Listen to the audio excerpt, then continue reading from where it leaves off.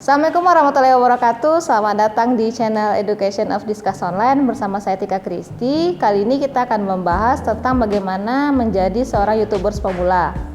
Nah, kali ini kita sudah kedatangan narasumber, seorang dosen muda dari salah satu perguruan tinggi di Sumatera Utara dan juga seorang konten YouTube dengan channel Padang Tekno. Selamat datang Pak Mardalius. Nah, seperti yang kita ketahui, YouTube merupakan sebuah situs berbagi video yang memungkinkan penggunanya dapat mengunggah, menonton, serta berbagi video. Dan mungkin kita juga sudah akrab ya dengan yang namanya situs YouTube itu sendiri ya kan Pak. Nah, apalagi generasi milenial sekarang itu lebih kalau boleh dibilang lebih sering menonton YouTube dibandingkan menonton televisi untuk saat sekarang ini. Nah, kemudian untuk seperti kita ketahui dahulu, YouTube itu hanyalah sebagai situs platform berbagi video ya Pak. Nah, sekarang lebih kepada orang-orang lebih mengekspos dirinya itu secara sukarela. Namun pada masa sekarang YouTube sudah menjadi lapangan pekerjaan bagi semua orang. Kemudian YouTube tersebut juga sudah bisa diakses oleh banyak orang tanpa terkecuali, baik dari balita maupun sampai usia lansia. Dan konten video YouTube juga bisa disesuaikan dengan umur si penggunanya. Nah, mengenai tentang konten YouTube, kira-kira nih Pak, konten apa yang cocok untuk untuk YouTubers pemula? Oke, jadi ini pertanyaannya tentang konten yang cocok ya untuk YouTuber pemula. Oke, sebenarnya untuk konten, jadi apapun kontennya sebenarnya itu cocok-cocok saja ya.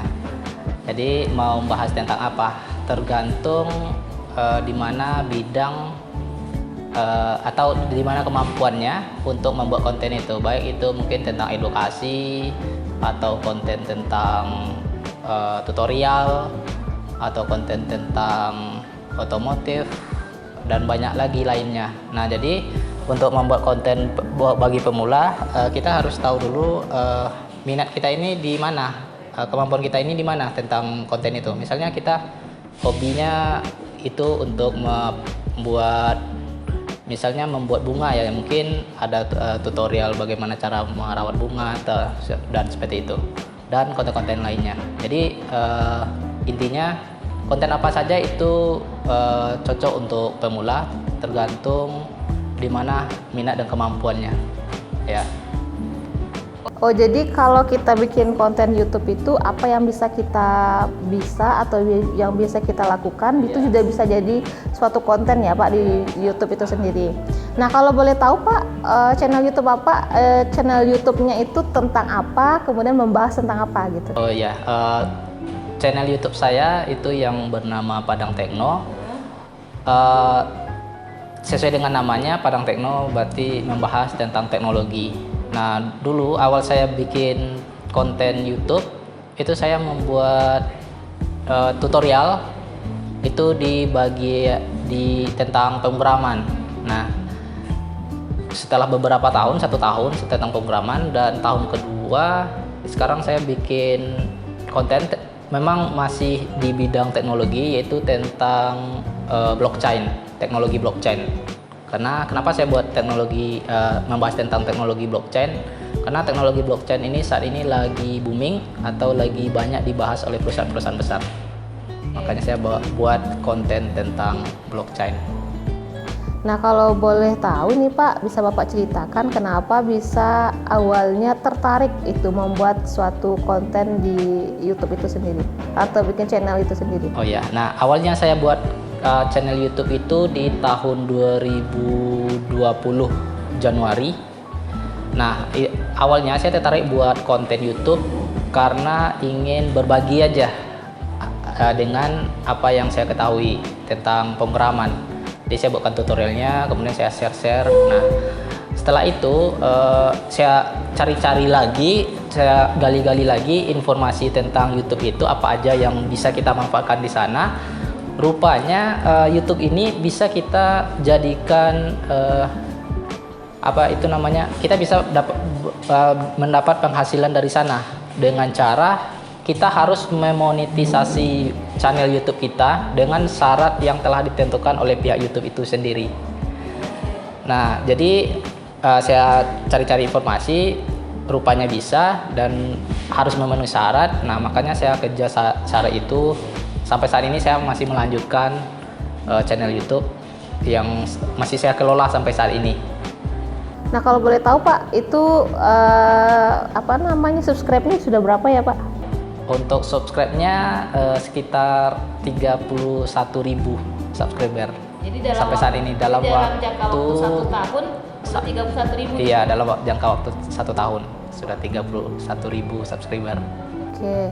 Nah, kemudian Pak, dari jangka waktu 1 tahun ini ya kan Pak, kira-kira apa sih suka duka menjadi seorang content creator itu sendiri? Nah, untuk konten suka duka untuk konten kreator yang untuk pemula ya, misalnya mulai dari nol, itu lebih banyak dukanya. Yang pertama, kita bukan public figure kan, jadi orang-orang belum mengetahui siapa kita. Jadi setiap kita membuat konten YouTube itu yang lebih sulit itu mencari subscriber, terus mencari viewer. Nah, karena supaya bisa menghasilkan uang atau memonetisasi channel YouTube kita, jadi kita harus mencapai syarat yaitu 1.000 subscriber dan 4.000 jam tayang. Nah, itu syaratnya dari pihak YouTube. Jadi untuk konten pemula, apalagi kita yang bukan public figure seperti artis gitu ya, jadi itu lambat perkembangannya. Memang itu yang sulit. Jadi kita harus sering-sering upload video, kalau bisa 1 hari 1 video konsisten tiap harinya, dan share ke grup-grup, misalnya di YouTube. Saya dulu share di grup di YouTube, misalnya saya buat tentang ini, nah saya cari grup tentang ini, share di sana, nah supaya orang-orang menonton. Jadi harus sesuai dengan grup video yang kita share ke grup itu harus sesuai dengan tema video kita. Misalnya kita video tentang tanaman, ya kita share ke grup yang membahas tentang tanaman, ya jangan ke grup yang lain, ya gitu.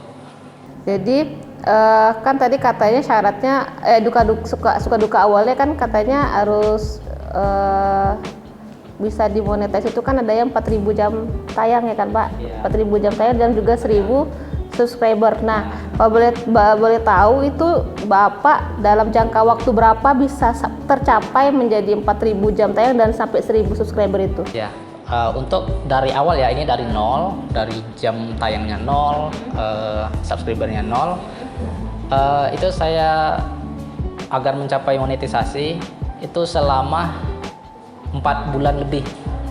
Jadi 4 bulan lebih sekitar berapa hari itu? 3 kali 4, 120 hari. Jadi setiap hari saya ngupload video minimal 1 video. Nah, setelah 4 bulan baru tercapai 1.000 jam tayang, 1.000 subscriber dan 4.000 jam tayang. Nah, setelah itu baru saya mengajukan pengajuan monetisasi selama 4 bulan ya, 4 bulan lebih. Nah, itu 4.000 jam tayang itu kalkulasi dari semua video? Iya, kalkulasi dari semua video. Misalnya video kita ada 5, satu video 1.000 jam. Jadi kalau 5 video, misalnya rata-rata 5 video ini 1 jam ya. Jadi 1 kali 5 berarti 5 jam kita dapat. Jadi total dari seluruh video yang ada yang kita upload di YouTube. Nah, kira-kira nih Pak, menurut Bapak kategori video apa yang paling sering ditonton? Kalau menurut saya ya, video yang sering ditonton itu yang pertama itu tentang video hiburan ya. Contohnya misalnya hiburan seperti musik bisa gitu kan? Seperti musik ya, musik, terus lucu-lucuan gitu. Video-video pendek tapi lucu-lucuan gitu. Nah, itu yang paling sering ditonton. Terus video tentang berita. Jadi kan ada juga konten YouTube yang khusus membahas berita aja, berita-berita terkini ya. Nah, itu cepat naiknya view kalau kita membahas tentang berita. Misalnya berita apa hari ini, kita bahas tentang berita itu. Nah, kemudian Pak, bagaimana sih caranya membuat video yang kita buat itu ditonton oleh banyak orang? Ya, kalau kita buat video supaya banyak ditonton orang, buatlah video yang semenarik mungkin. Dan kalau bisa video itu jangan terlalu panjang. Misalnya ya maksimal sekitar 10 sampai 15 menit lah paling panjang ya. Karena mempertimbangkan yang pertama orang itu kan ya di HP-nya itu kan pakai kuota. Jadi mungkin mempertimbangkan melihat durasinya, terlalu lama ya, udah skip aja. Nah gitu. Jadi buatlah video itu paling pendek ya 2 menit lah. Paling panjang itu udah lama, itu 15 menit itu udah bosan orang melihatnya. Oke. Nah, jadi kalau untuk bagaimana cara untuk menaikkan viewers itu seperti apa Pak caranya? Untuk menaikkan viewer ya kita harus buat konten-konten yang terkini atau yang lagi viral atau lagi trending saat ini ya. Bisa dicek di Google Trending. Nah, cek aja apa aja yang trending bulan ini. Nah, bahas itu. Bisa dilihat di Indonesia trendingnya apa, kalau di dunia trendingnya apa. Dan juga kita bisa cek di Twitter. Lihat hashtag yang trending. Nah, bahas tentang itu. Apa hashtag yang trending hari ini. Nah, kita bisa bahas tentang itu. Itu cepat ya. Jadi supaya menaikkan jumlah viewers viewers yang ditonton itu dengan cara cepatnya itu dengan melihat Google Trending atau di Twitter yang lagi trending.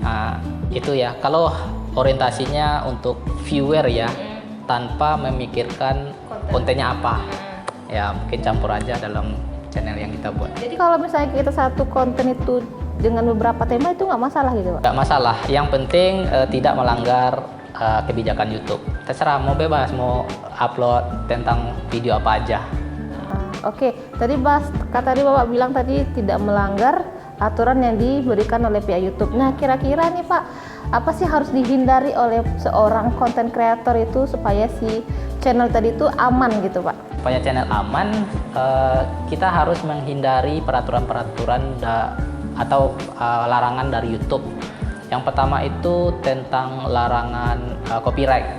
Itu baik dari musik ya, kan ada musik-musik yang copyright, seperti musik-musik yang dari artis-artis gitu kan, dia nyanyi kan, itu kan copyright gitu.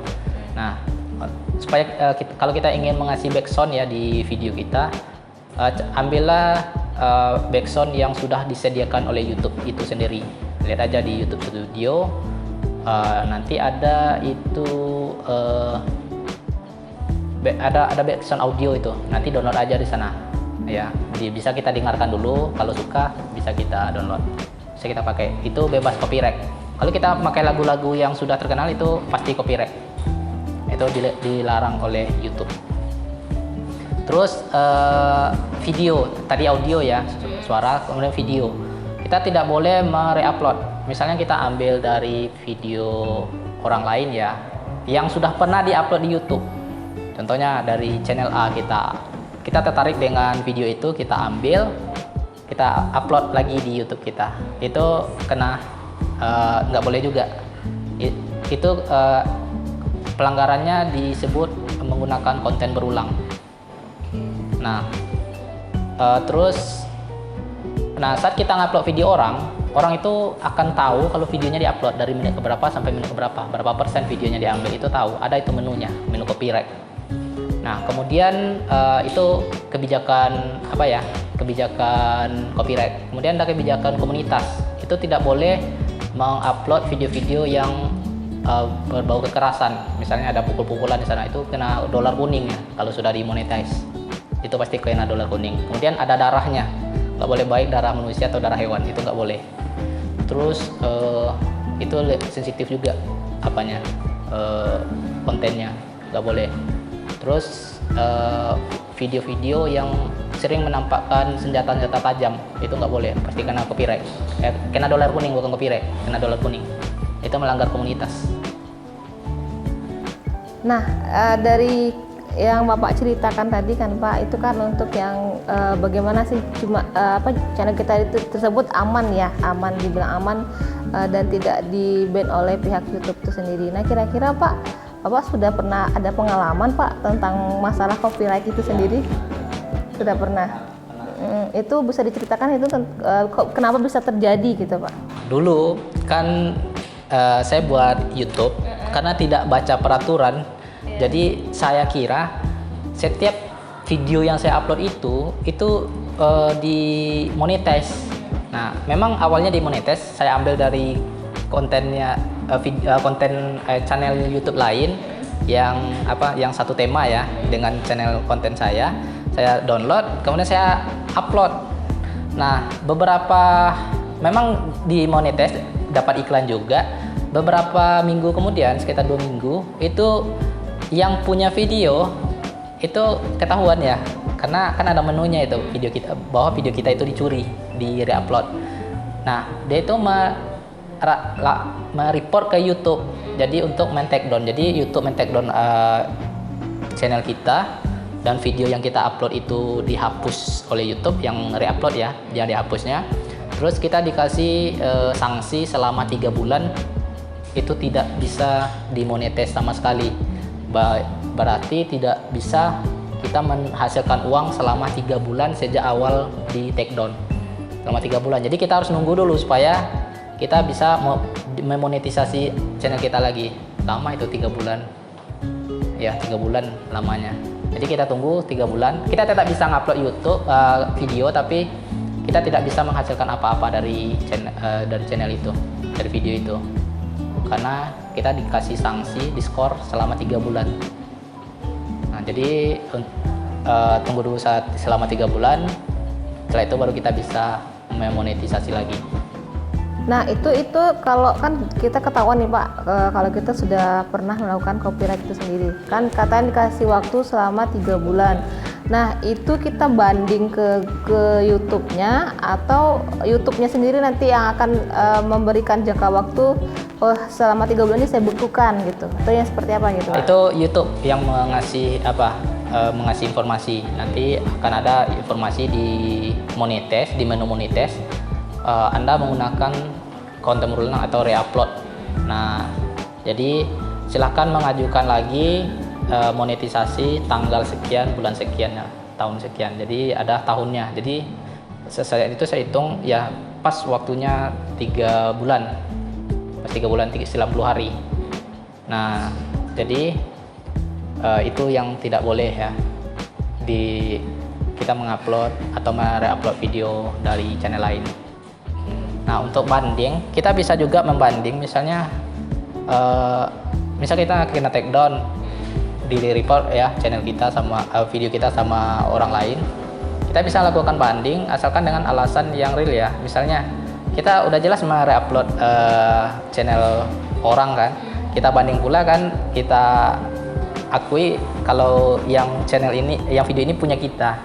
Jadi YouTube itu akan ngecek benar enggak punya kita video itu. Kalau ternyata benar, nanti YouTube akan membatalkan sanksinya. Tapi kalau enggak benar, yang kita bandingkan itu ternyata itu bukan punya kita, ya YouTube akan nge-score atau nge-take down video kita.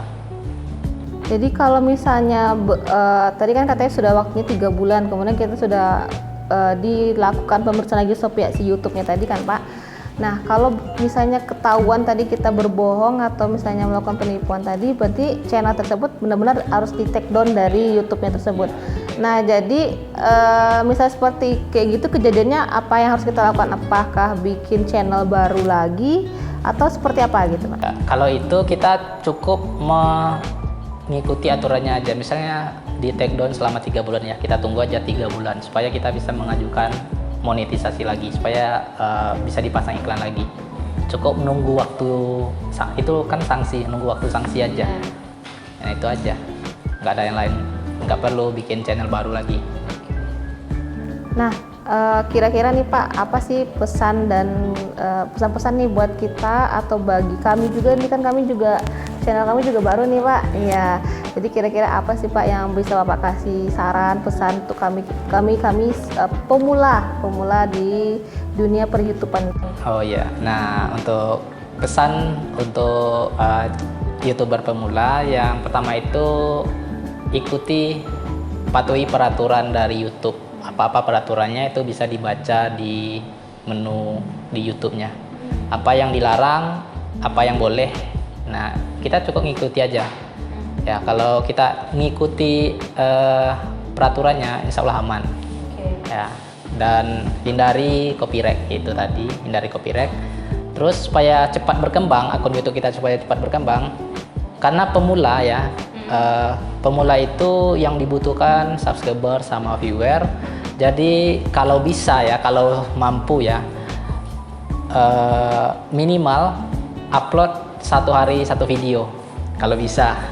Ya kalau nggak bisa ya nggak apa-apa, mungkin 1 video 1 minggu. Kenapa? Mungkin alasannya karena editingnya butuh waktu 2 hari ya, terus uploadnya 3 hari. Nah ya pokoknya konsisten aja. Terus supaya cepat meningkatkan viewer, bisa dicek di Google Trend dan di Twitter juga, kalau kita orientasinya hanya meningkatkan viewer dulu ya, karena untuk channel pemula itu yang dibutuhkan viewer. Semakin banyak viewernya, maka semakin banyak